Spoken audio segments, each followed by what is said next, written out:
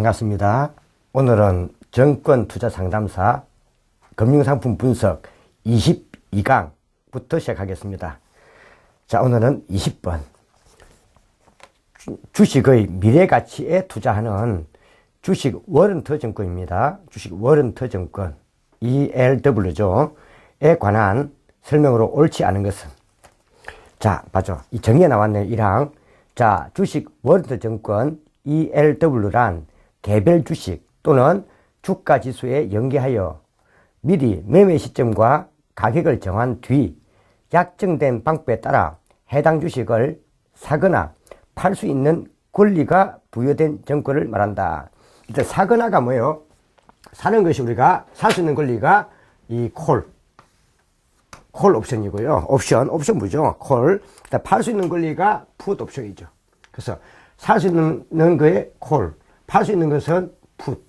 일단 사고 팔 수 있는 요 가격을 뭐라 하죠? 자, 미리 약정된 가격으로 사고 팔 수 있는 가격을 행사 가격이라 하는 겁니다. 행사 가격.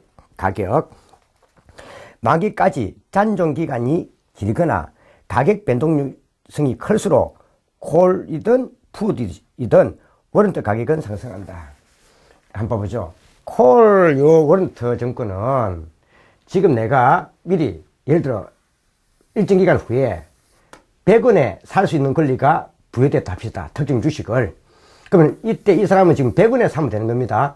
근데 만약에 살 수 있는 요 기초자산의 만기 가격이 올라간다면 150원이 됐다면 자기는 100원에 사서 나중에 이 주식을 150원에 다시 판다면 50만큼 이익이 발생합니다. 이런 것일수록 뭐요?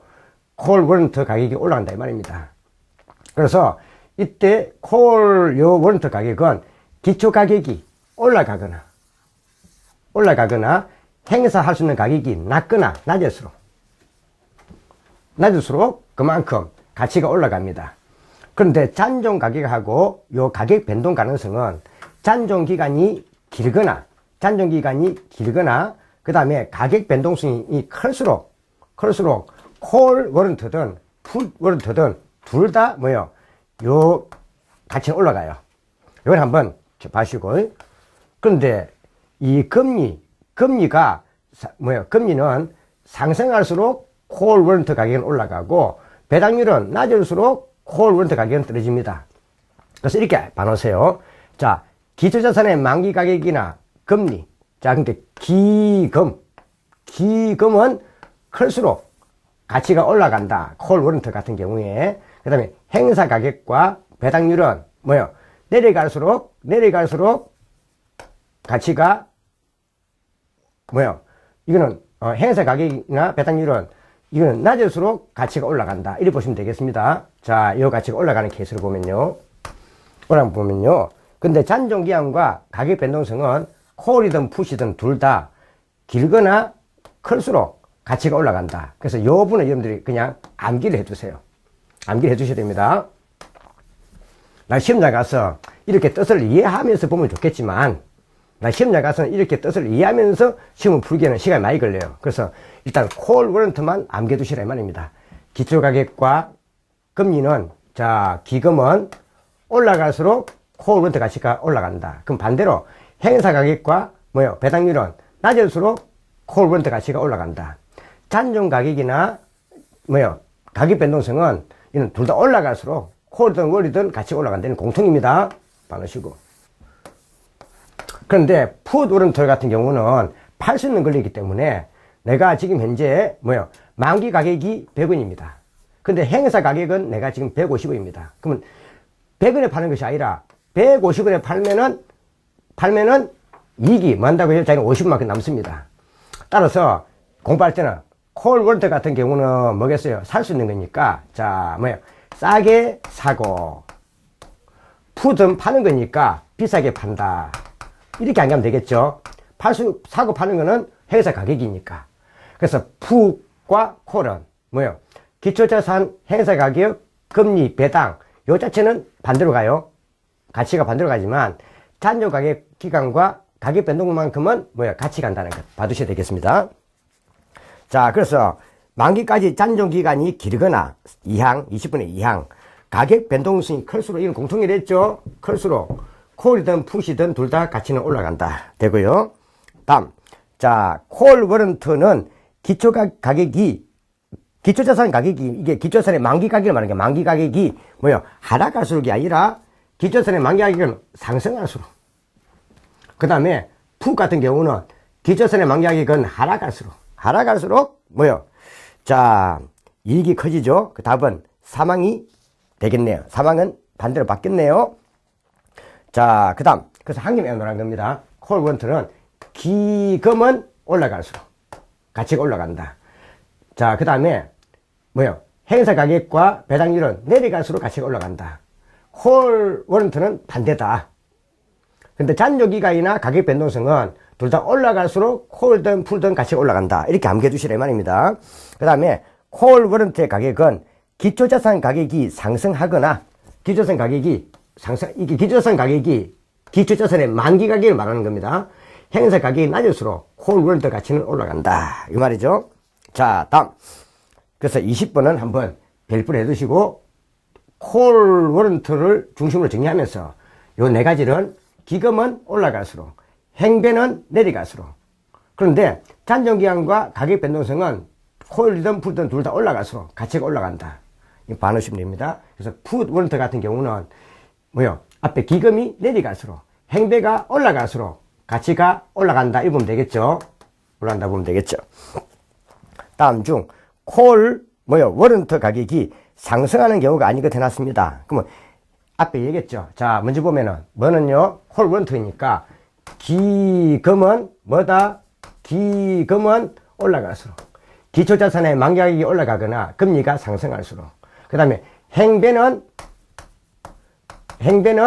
내려갈수록, 기금은 올라갈수록 행배는 내려갈수록, 행사 가격과 배당률은 내려갈수록, 근데 잔존 가격과 가격 변동은 둘 다 올라갈수록 가치가 더 높아지죠. 이렇게 암기해 두시라 이 말입니다. 그럼 행사 가격은 낮을수록 맞는 말이고, 금리는 올라갈수록, 그 다음에 가격 변동률은 둘 다 무조건 클수록, 그 다음에 배당률은 행배는 낮을수록이죠. 배당률은 낮을수록. 그 답은 사항이 되겠네요. 자, 주식 워런트 증권에 관한 설명 중 옳은 것은, 주식 워런트 증권, 이거는 권리. 주식을 사거나 팔 수 있는 권리예요, 권리. 이는 권리입니다, 권리. 이는 권리입니다.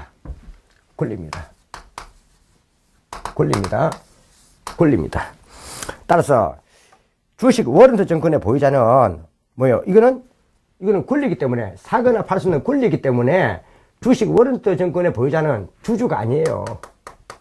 주주는 아닙니다. 주식 워런트 증권을 사거나 팔 수 있는 권리를 부여받은 거지 주주가 아닙니다. 주주가 아니기 때문에 얼결권도 없고 배당 청구권도 행사할 수가 없습니다. 자, 근데 옳은 것이니까 그 1번은 틀렸죠. 자, 답이 될 수 없고, 투자 손실과 투자 이익은 무한대로 확대할 수 있기 때문에 투자 위험이 높다. 한번 봐보죠. 이는 투자 위험이 상대적으로 조금 낮은 거죠. 낮다 해야 됩니다. 자, 지금 이 주식 워런트 증권은 이 권리를 갖다 보통 할 때 일주당 권리가 보통 일주당 발행가액의 권리가 보통 1,000원 전후에 1,000원. 그러면은 자기가 만약에 이게 기초자산 가격이 만약에 행사 가격보다 낮으면 이 콜 워런트를 갖다가 행사 안 하면 됩니다. 그 다음에 또 거꾸로 뭐 한다고요? 자, 팔 수 있는 요 가격이 반대가 될 때는 요 옵션 자체를 행사 안 하면 됩니다. 안 하면 되기 때문에 손실이 발생할 때는 자기가 최초에 주식 워런트 증권에 대한 대가로 산 요 금액, 저는 요 금액만 손해보면 되는 거예요. 그래서 손실은 한정적이라는 겁니다. 근데 이익이 발생할 때는 어떻게 해요? 자, 앞에 얘기했지만은 기초자산 발행 가격이 많이 내려가거나 이게 많이 올라가면 이익은 무한대로 증가할 수 있는 거예요. 그래서 이익은 무한대지만 손실이 발생할 때는 행사를 안 하면 되는 거니까, 옵션을 행사 안 하면 되는 거니까 자기가 이 주식 워런트 증권으로 산 대가, 요것만 손해보면 되는 거예요. 그래서 투자 손실은 한정적이고 투자 이익은 무한대다라는 말이 나오는 거예요. 옵션도 옵션. 자, 그래서 투자 손실은 한정적이고 어느 만큼, 자, 주식 워런트 증권을 산 대가만 손해보면 되는 겁니다. 투자 이익은 무한대로 확대할 수 있기 때문에 투자 위험은 낮다 해야 되죠. 자, 거래소에 이것도 상장이 됩니다. 상장이 되고, 자, 단 이거는 어떤 자가 할 수 있다고요? 말 그대로 장외 파생 상품 인가를 받은 금융투자에서만 가능합니다. 자, 높지만 정금거래소는 없습니다. 그 정답은 3번이 되겠고, 자, 역시 주식 월드증권도 상장증권은 맞습니다. 상장증권은 맞습니다. 주식부 상장증권, 증권 맞습니다. 증권은 맞아요. 근데 유가증권 시장에서 시장가 호가로 거래할 수 있다. 앞전에 우리가 이미 유가증권 시장에서 한번 공부한 바가 있습니다. 상장증권이지만 유동성이 낮은 상품들은 기정가 호가만 가능하다 했습니다. 그러면 상장증권이지만 유동성이 낮은 것, 세무증권이라든지 수익증권이라든지 신수인수권 증권이라든지 한 개 더 요 주식 월드증권이 있었습니다. 자, 있었죠? 이거는 기정가 호가만 가능합니다. 왜? 유동성이 낮기 때문입니다. 그래서 우리 앞전에 유가증권 시장에서 한 겁니다. 시장가 호가는 거래할 수 없습니다. 기정가 호가만 가능하다. 앞에 한번 나중에 유가증권 시장에서 기정가 호가만 거래할 수 있는 것 한번 봐주세요.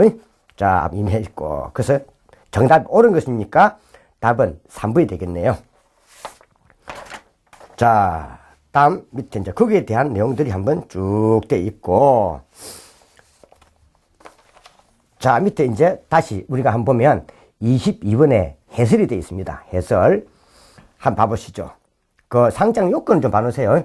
자, ELW에 관한 정리사항에 상장 요건은 봐두세요. 자, 발행자는 장외 파생상품 인가를 받은 금융투자회사가 발행자가 됩니다. 기초자산은 코스피 100이나 그 다음에 주식 바스켓이나 코스피 200 주가지수를 기초자산으로 잡고 있습니다. 발행 종액은 10억 이상이고 10억 원 이상이고 그 다음에 잔존 권리 행사 기간은 3월 이상 3년 이내입니다. 자, 한번 봐주시죠. 저건 한번 봐주시죠. 여기까지는 한번 체크해 두시고 보세요. 자, 밑에 보니까 주식 워런트증권의 상장 요건에 관한 설명으로 틀린 거 나왔습니다. 23번.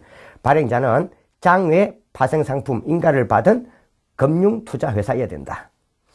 잔존 권리행사 기간은 최소 얼마? 6개월 아니라 3개월 이상 3년 이내 됩니다. 그래서 6개월 아니고 앞에 나와 있죠. 잔존 권리행사 기간은 3월 이상, 즉 3월이 3개월 이상 3년 이내. 답은 2번이 틀렸고, 기초자산이 되는 것은 코스피 100의 구성주식의 주가지수 또는 주식 바스켓 또는 코스피 200이 됩니다. 자, 그 다음 모집 또는 사항, 매출에 의해 발행하여 분산 요건을 갖춰야 됩니다. 그래야 유가증권에 상장할 수 있죠. 유가증권 시장에 상장할 수 있죠. 분산 요건.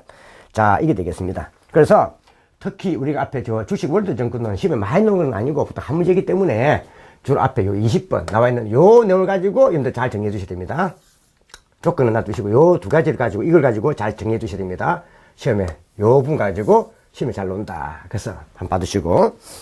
자, 다음 주가지수 연동 펀드가 있습니다. 앞에 주가지수 연동 펀드, 이게 상장지수 투자신탁, 즉 ETF죠. ETF에 관한 설명 중 틀린 것은, 이것은 그만 간단하게 한번 봐두겠습니다. 자, 지수 연동 펀드다 또는 상장지수 투자신탁이다 쓰기도 하는데,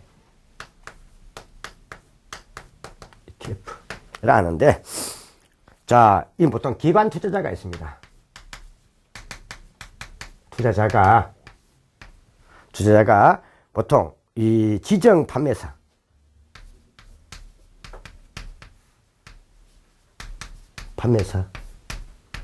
지정 판매사를 보통 지정 참가회사다 쓰게 돼요. 지정 참가회사다. 보통 영어 약어로 요 같은 말인데 요 보통 AP라 쓰죠. AP 참가회사가 있습니다. 그 다음에 일반 투자자가 있습니다.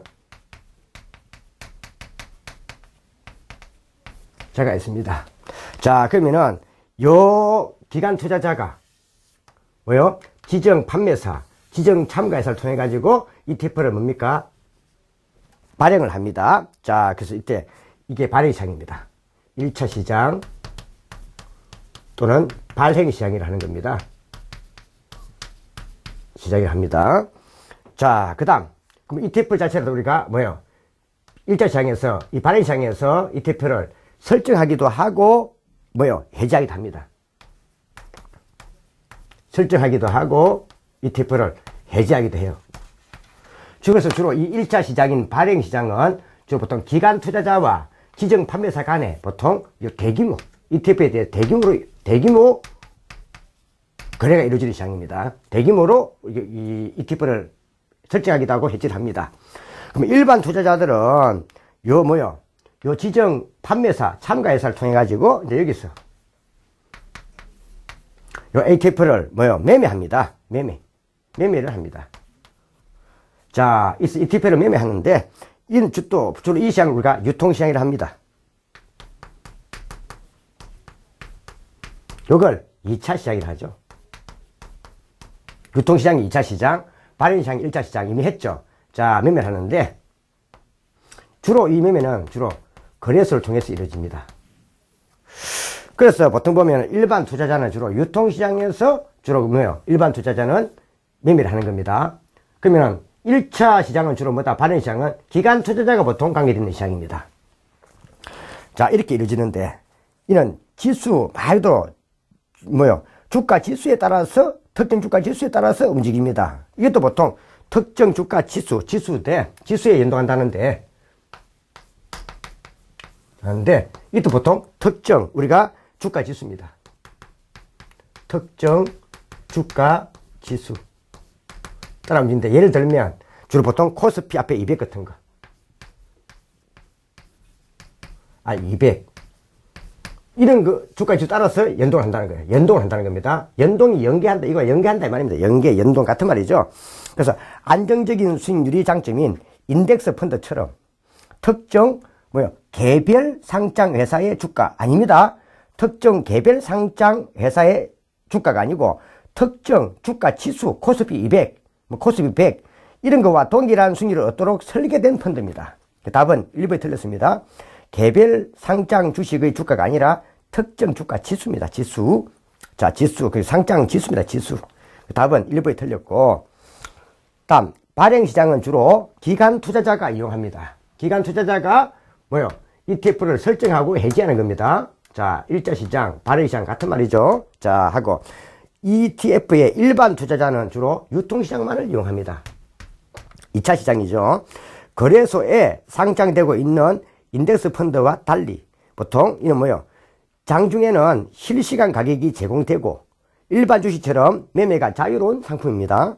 그 다음에 ETF도 역시 분산효과가 뛰어나고 그 다음 ETF의 평균 수수료는 일반 주식형 펀드나 인덱스 펀드의 보다 낮은 수준입니다. 그렇기 때문에 ETF에 지금 현재 거래가 많이 이루어지고 있습니다. 수수료가 낮습니다.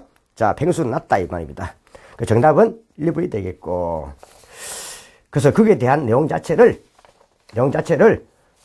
지금 현재 그 24번에 거기에 지수 연동 펀드 해가지고 한번 쭉 해놨는데, 무출 펀드는 참고로 보시더라도 지수 연동 펀드 한번 봐두시죠. 그래서 어떻게 해놨습니까? 투자 그 밑에 그 박스를 보면 투자 의사 결정은 장중 시장의 실시간 가격으로 결정하는 겁니다.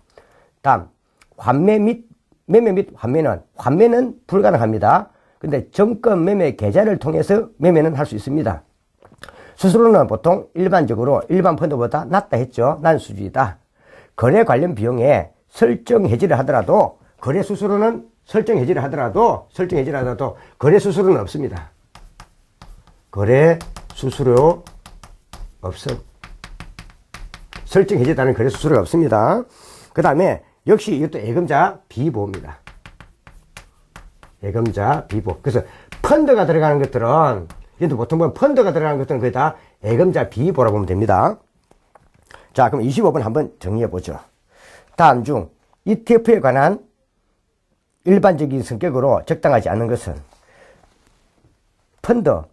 펀드를 거래소에 상장한 것으로서 펀드의 특성에 주식의 특성이 추가된 겁니다. 자, 주가 지수 따라서 움직이는 거니까 설계된 겁니다.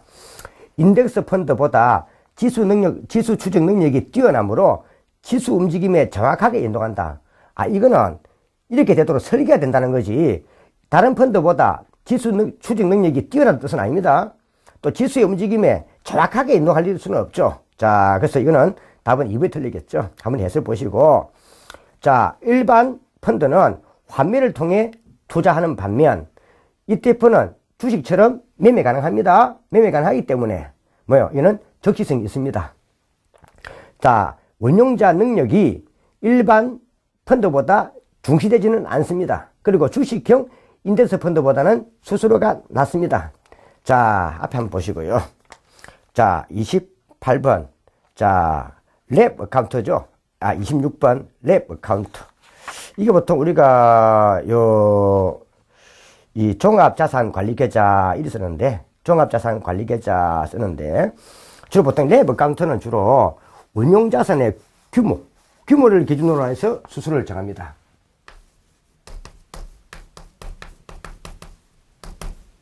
랩 어카운트. 랩 어카운트. 쓰기도 하죠. 랩 어카운트. 자, 이 쓰는데, 종합자산관리계좌입니다. 예를 들면, 지금, A, 예를 들어서 주식, B 주식, C 주식, 저런 등이 있습니다. 이걸 랩으로 이렇게 싼다는 게 장에 쌉니다. 싸가지고, 지금 현재, 싸서, 이게 대해서 자산 합을 가지고 투자 운용 규모에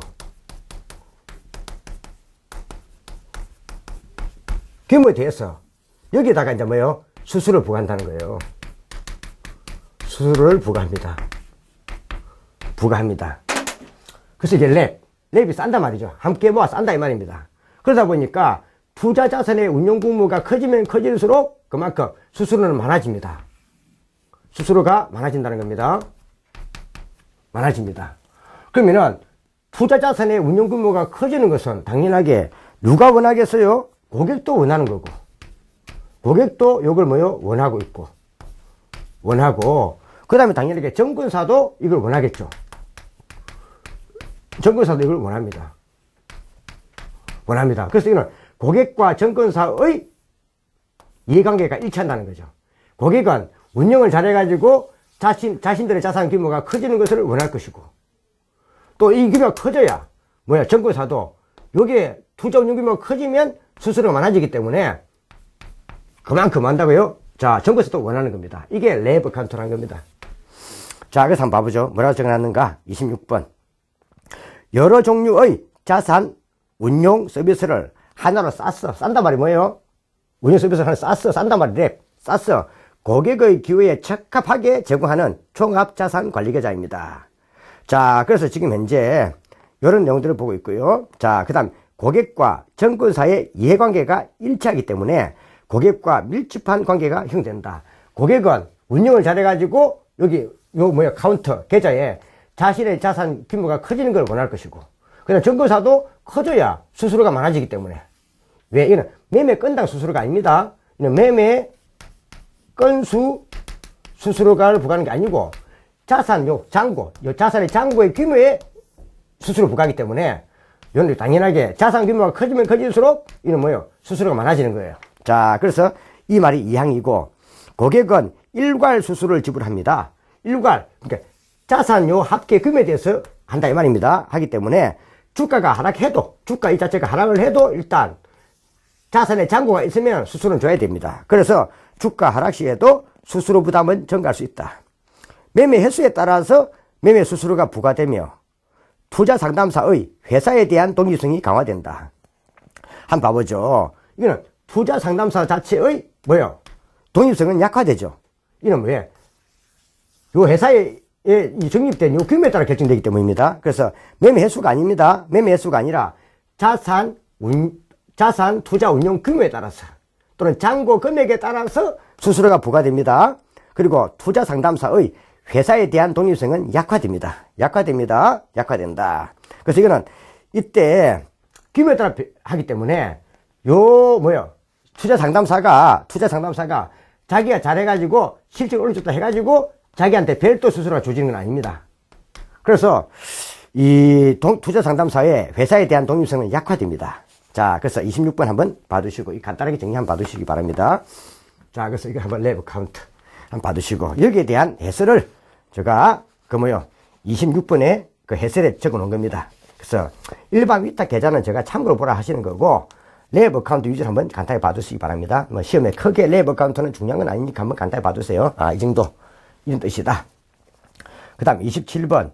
집합 투자 기구를 운영 대상으로 분리할 때 옳지 않은 것 나왔습니다. 이때 해설 한번 봐보실까요? 집합 투자 기구를 한번 봐놓으세요. 집합 투자 기구는 시험에 한 번씩 좀 자주 나오죠. 자, 그래서 요 나와 있는 그 27번 집합 투자 기구. 보통 우리 집합 투자 기구를 일반 데서는 뭐라 부르기도 하죠. 집합 투자 기구를 일반 데서는 보통 우리가 그냥 펀드 이렇게 많이 쓰기도 하죠. 펀드죠, 펀드. 집합. 여러 개를 모아가지고, 여러 자산을 모아가지고 투자하는 거죠. 집합 투자 기구를 보통 펀드 쓰는데, 여기 보면은 정권 펀드가 있고,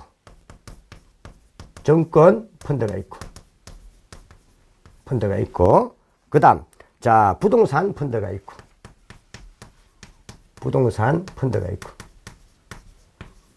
그 다음, 특별자산 펀드가 있고,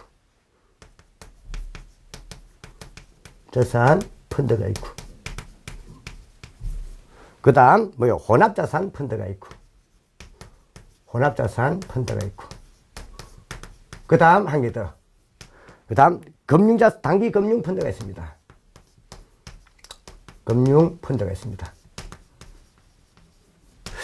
그래서 이 펀드는 다 이게 답이 있어요. 자, 대상은, 이거는 정권에다가, 이거는 투자하는 거고, 이거는 부동산에다가 투자하는 거, 부동산으로 펀드를 구성하는 거고, 이는 특별한 자산에다가 펀드를 구성하는 거고, 이는 여러 개 섞는 혼합자산에다가 펀드 하는 것이고, 이는 단기금융상품에다가 펀드를 구성하는 거예요. 이거 답이 있죠. 자, 그러면 여기서 볼 때, 자, 투자가 나왔습니다. 투자는. 그럼 각각 여기에다가 얼마 정도를 투자해야 되냐, 이 말입니다.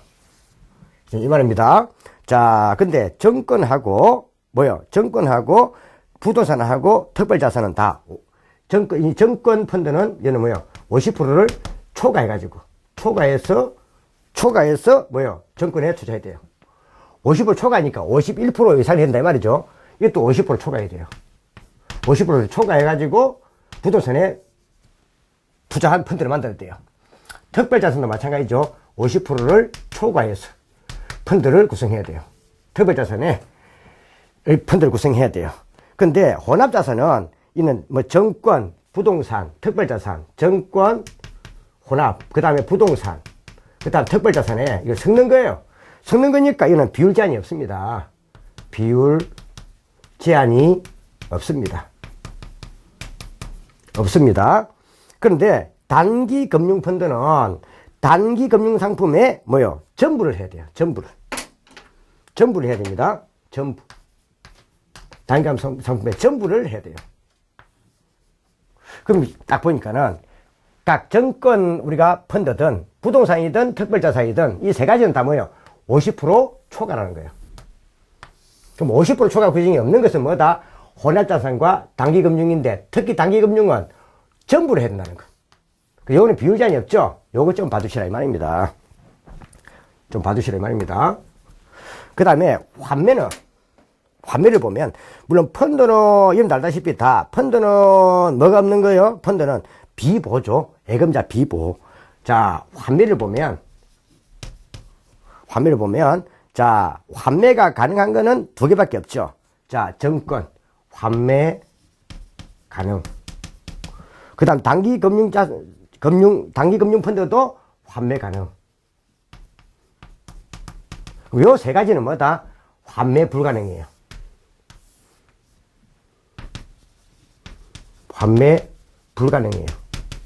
환매가 불가능합니다. 그래서 이거는 보통 이 세 가지는 존속기간이 정해집니다. 존속기간이 정해지기 때문에 정해지고, 그 다음 요거는 또 뭐 한다고요? 그래서 이거는 유동성이 부족합니다. 유동성이 부족하기 때문에 요 세 개만큼은 환매가 불가능하다. 그럼 환매가 가능한 것은 뭐밖에 없다? 언제든지 매매가 가능한 정권과 단기금융만 환매가 가능하다는 것. 요거 좀 봐야 되겠죠. 그래서 50% 제한을 규제받는 것은 뭐 있다? 50%를 초과해야 되는 건 뭐다? 정권, 부동산, 특별자산. 근데 환매 가능한 것은 정권과 단기금융. 이거는 봐주시라 이 말입니다. 그래서 요걸 좀 봐주셔야 되겠습니다. 자, 지금 어려운 건 아니기 때문에. 자, 그러면은 27번. 집합 투자 자산에 50%를 초과하여 나왔습니다. 자, 정권에 투자하는 것은 정권 집합 투자 기구, 정권 50%. 2번은 부동산에 50% 초과, 부동산. 그 다음에 3번은 특별자산에 하는 거니까 50% 초과. 맞죠? 그래서 이 세 개. 정권, 부동산, 특별자산은 50% 초과해야 됩니다. 근데 집합 투자자산에 50%를 초과하여 단기금융입니다. 자, 앞에 혼합자산과 단기금융은 50%가 아닙니다. 혼합자산은 비율 제한이 없고 단기금융은 전부를 해야 됩니다. 전부를. 그래서 답은 자, 사항이 틀렸습니다. 자, 그래서 여기서 답이 걸렸죠. 단기금융과 혼합자산은 50% 초과 규정이 아니다. 혼합자산은 비율 제한이 없다. 단기금융은 50% 초과 아니라 전부를 해야 된다. 이거 한번 봐주셔야 되겠죠. 답은 4번이 틀렸고, 집합투자기구 중 반드시 환매금지행으로 설정해야 되는 펀드가 아닌 것 했습니다. 환매금지행이 아닌 것이니까 정권펀드하고 여기 나와 있는 단기금융을 고르면 되겠네요. 자, 답은 그러면 1번이 되겠죠. 그래서 가만히 보니까 시험을 내기 좋죠. 여러분 시험이 사지 쓴다기 때문에 50% 초과가 3개가 있고 정권, 부동산, 특별자산. 그러면 50% 초과가 아닌 것은 뭐예요? 혼합자산과 단기금융 2가지 갖고 시험에 걸겠죠. 그 다음에 환매가 불가능한 게 3개 있죠. 부동산, 특별자산, 혼합자산. 그렇죠. 이런 것은 좀 존속기간이 정해지면서 유동성이 부족한 것들이에요. 그럼 환매 가능한 거는 불가능한 게 3개이니까 요 3개에다가 환매 가능한 정권과 단기금융을 넣으면 사회선택가 만들어지잖아요. 그래서 시험 내기가 좋기 때문에 이것도 봐주셔야 된다는 이 뜻입니다. 자, 다음 29번. 자, 이 나중에 펀드는 또 해외 펀드하고 국내 펀드가 나왔는데 해외 펀드하고 국내 펀드는 뒤에 보겠지만은 한번 보죠. 자, 뒤에 또 오겠죠. 모은 자금의 투자 대상 지역이 해외의 주식 또는 뭐요? 채권 또는 부동 상품이면 해외 펀드입니다. 그러니까 모은 자금을 투자 대상 지역이 어딘가에 따라서 해외 펀드와 국내 펀드로 나눠집니다. 그러니까 국내 투자 자산에다가 뭐요? 투자 대상 지역이 국내면은 국내 펀드, 해외이면 해외 펀드입니다. 국내 자산 운용사가 뭐요? 국내에서 설정된 펀드로 해외 자산에 투자를 하면은 뭐 한다고요? 이거는 해외 펀드 중에서 있는 영내 펀드라는 거예요. 영내 펀드. 그 다음 국내 펀드에 비해 해외 펀드는 상대적으로 뭐요? 환매 기간이 길고 판매 수수료가 비싼 편입니다. 자, 그 다음 밑에 보면 영내 펀드의 환위험 관리는 국내 자산 운용사가 합니다. 영내 펀드는 뭐요? 자, 국내 뭐요? 자산 운용사가 하는 겁니다. 자, 근데 역외 펀드의 환위험 관리는 해외 자산 운용사가 합니다. 참고로 밑에 해설을 보면 외국법에 의해 해외 자산 운용사가 해외에서 설립한 역외 펀드는 전 세계 투자자로부터 달러로 자금을 모집해가지고 달러로 전 세계 자산에 투자하는 펀드이기 때문입니다. 그럼 달러를 해가지고 달러로 투자하기 때문에 전세 자산을 투자하기 때문에 뭐 한다고요? 환위험 노출이 되지 않습니다. 따라서 해외 자산 운용사는 별도로 환위험 관리를 하지 않습니다. 왜? 달러로 하기 때문에 안 합니다. 근데 그래서 해외 자산에 우리가 할 때는 해외 펀드를 할 때는 역외 펀드를 할 때는 환위험은 투자자가 별도로 관리해야 됩니다. 그래서 해외 자산 운용사는 환위험 관리를 해주지 않습니다. 그 답은 4번이 되겠습니다. 한번 봐두시고요. 제가 쭉 넘어가는 것들은 크게 중요한 것은 아니기 때문에 간단하게 봐주시라는 겁니다. 그 다음에 이제 보면 30번 변액보험. 뭐 변액 유니버셜 보험과 유사한 겁니다. 가능성이 틀린 것은 보험료의 일부를 펀드에 투자한 후, 그러니까 보험료를 받으면 그 받은 일부를 펀드에 또 수주하는 거예요. 그래야 실적 배당을 고객에게 보험금 변동 행태를 해주는 것이 변액보험이라는 겁니다.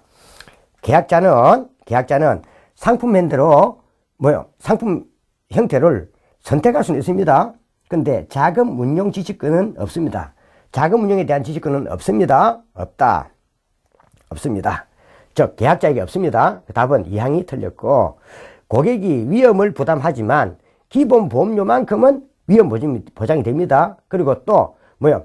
자, 이거는 이 분리계정으로 운영됩니다. 인플레로 인한 보험금 가치를 줄이는 인플레 해지 역할을 하기도 하고, 역시 이 변액보험도 예금자 비보호 대상입니다. 그래서 변액보험은 간단하게 한번 정리해 주세요. 시험에 크게 놓은 것은 아니라는 겁니다. 자, 그래서 지금 현재 우리가 여기 나와 있는 요 22강은 여기까지 하도록 하겠습니다. 그래서 앞에 제가 볼 때는 요 부분에서는 크게 뭐 좀 봐야 될 것은 22강에서는 좀 잘 봐줘야 되는 것은 앞에 우리가 콜 워런트 증권하고 그 중에서 특히 콜 워런트 위주로 보라 했습니다. 보고 콜 워런트에 뭐가 있었습니까? 앞에 기금, 기초자산의 만기 가격이나 또 그 다음에 금리가 올라갈수록 콜 워런트 가격은 올라간다. 근데 행사 가격과 배당률은 낮을수록 콜 워런트 가격이 올라간다. 그러나 잔존 만기하고 가격 변동성은 클수록 콜 워런트든 풋 워런트 값이 올라간다. 그 봐놓으시고, 그 다음에 요 22강에 나와 있는 우리 앞에 설명했던 특히 앞에 정권 펀드, 부동산 펀드, 특별한 펀드, 호란트 펀드, 요건 좀 구분해 주시라 이 말입니다. 요 위주로 좀 해주시면 되겠습니다. 나머지는 간단하게 정리해 주시면 되겠습니다. 자, 22강 수업 듣느라고 수고 많았습니다.